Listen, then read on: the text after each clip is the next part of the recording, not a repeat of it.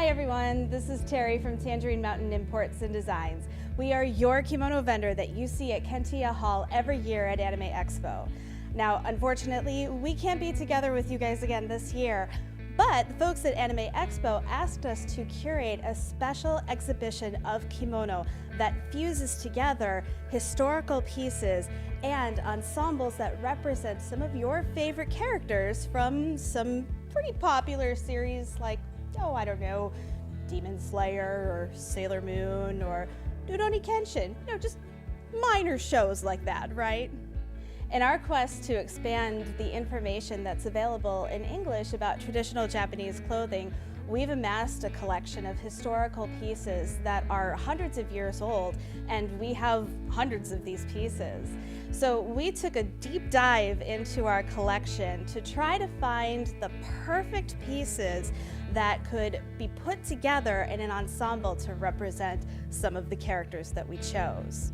Thank you for tuning in to this special exhibition brought to you by Tangerine Mountain Imports and Designs and Anime Expo 2021. We hope that you learn a lot about kimono through the lens of your favorite anime.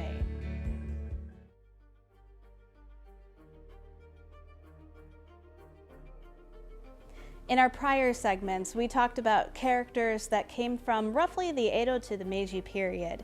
Now we're going to talk about one more aspect of clothing during that time period. In this segment, we're going to talk about Kamishimo, which is the combination of hakama and a vest-like garment called a kataginu. Now, under the class system of feudal Japan, the samurai were required to have a certain dress code. The class structure was very highly segmented, and you wanted to be able to determine what rank somebody was, basically in Japanese society, based on their clothing. So the dress code for the samurai included a kimono, an obi, a hakama, and either a kataginu or a haori jacket. The combination of kataginu and hakama was called kamishimo, and these two pieces would be made out of the same fabric. Samurai clothing was marked with kamon, which is also sometimes called mon. Basically, these are family or clan crests. On kamishimo, you'll find the mon on the front side of both shoulders and in the middle of the back. You'll also find one mon on the koshiita, or the back plate of the hakama. The kimono and the obi are tied similarly to how they're usually worn. They're just hiked up a little bit more to accommodate the split leg of the hakama. Hakama were designed to protect the bottom portion of the kimono, so they serve the same basic function as chaps in the West. Hakama are worn over kimono and obi, not a haori or a gi. You can see that there is a long split along the side of each leg of the hakama. So if you wore something short like a haori or a gi, you would be flashing a lot of leg. Hakama are secured with two sets of himo. A himo is basically a strap or a string that's used to secure something. One set of himo is attached to the front of the hakama, and then one set is attached to the back. These hakama strings, or himo, are crossed around the body and then tied to secure the hakama.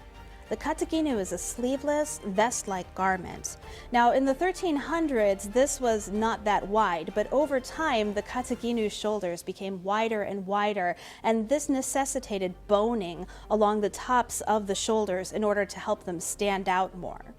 Generally speaking, when you see kataginu depicted in Japanese art, you will find that the person with the widest kataginu is the most important person on the scene. So generally speaking, you can associate with importance. So when you look at woodblock prints of kabuki plays, or you see anime scenes or drawings in manga, you'll find that the widest person is the most important person there. For this look, we combined an antique habutae silk men's kimono, a modern green synthetic obi, and synthetic kamishimo in light blue. As you can see, the kamishimo is an iconic look in Japanese fashion history. You're going to find it all over the place, in anime, in manga, in traditional Japanese art, and in all kinds of other places. So think to your favorite shows. Where have you seen this kind of look, and what kind of character wears it? You'll probably learn a little bit more about those characters just on site by determining how wide they are or how similar their costume is to the traditional Kamishimo. Thank you for tuning in to this special exhibition curated by Tangerine Mountain Imports and Designs for Anime Expo Lite 2021. We want to thank everybody at Anime Expo for giving us this opportunity, and we invite you to check out the rest of our content for Anime Expo Lite this year. We also want to thank the folks at the Fabyan Gardens at the Kane County Forest Preserve in Illinois, especially Melissa and Marcus. Of course, we also want to say a big thank you to our model Tiffany, who did such an amazing job bringing all of these characters to life. Lastly, we want to invite you to check out the rest of our kimono-related content on YouTube and also on our socials. You can always find us at our website too at tangerinemountain.com. Thank you so much for tuning in, and we're looking forward to seeing you next year.